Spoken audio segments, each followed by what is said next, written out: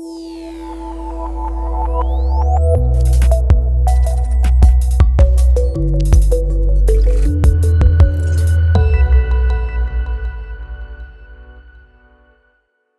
Everyone, welcome to my YouTube channel. आज की इस वीडियो में आपको कंप्लीट डिटेल के साथ बताऊंगा कि रियल और fake PAM8403 audio amplifier module को कैसे पहचानते हैं और इन दोनों में क्या फ़र्क होता है।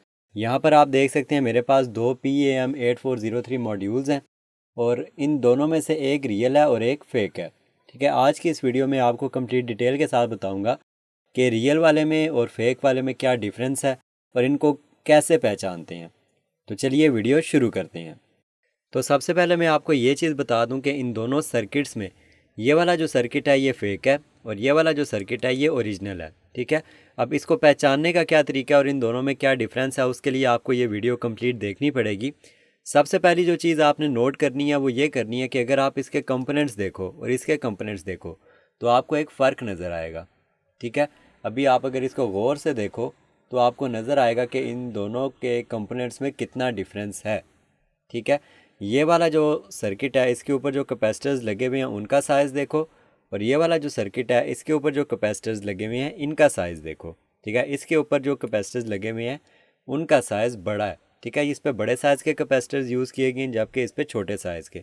उसके बाद अगर आप PCB का प्रिंट देखो तो इस पर जो प्रिंट की थिकनेस है उसको नोट करो और इसके ऊपर जो प्रिंट की थिकनेस है उसको नोट करो।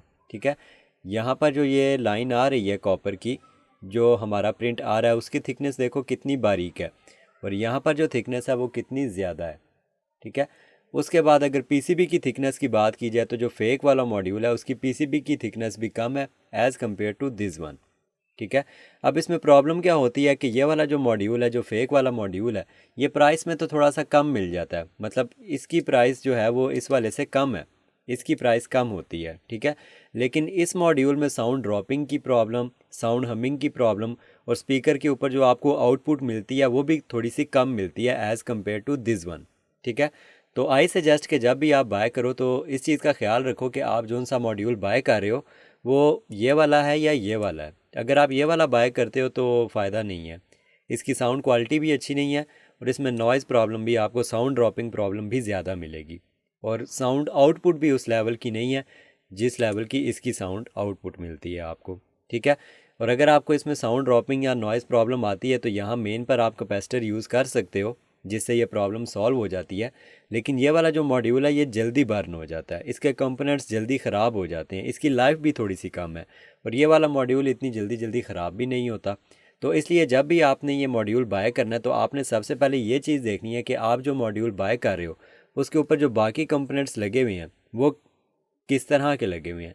अगर तो ये इस तरह के छोटे से कंपोनेंट्स लगे हुए हैं तो फ़ायदा नहीं बाय करने का। आप समझ जाना, कंपोनेंट्स को देख के ही आपको आइडिया हो जाएगा कि ये ओरिजिनल वाला है या फेक वाला है। तो फेक वाला मॉड्यूल बाय करने से बेहतर है कि आप ओरिजिनल वाला ही बाय करो क्योंकि इन दोनों की प्राइस में इतना ज़्यादा डिफरेंस नहीं है, लेकिन आउटपुट में और क्वालिटी में बहुत फ़र्क मिलता है आपको और इसमें आपको नॉइज़ प्रॉब्लम भी ज़्यादा देखने को नहीं मिलती। और अगर किसी किस्म की नॉइज़ प्रॉब्लम आपको ओरिजिनल वाले में आती भी है तो आप सिंपली यहाँ पर मेन पर एक कैपेसिटर यूज़ करो 35 वोल्ट 6800 UF का। जब इसको proper DC supply filter out होके मिलती है तो इसमें कोई भी नॉइज़ प्रॉब्लम नहीं आता।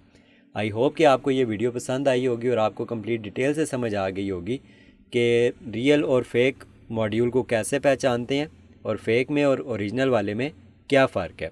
अगर आपको मेरी ये वीडियो पसंद आई है तो वीडियो को लाइक करें और मेरे चैनल को सब्सक्राइब करें। Thanks for watching.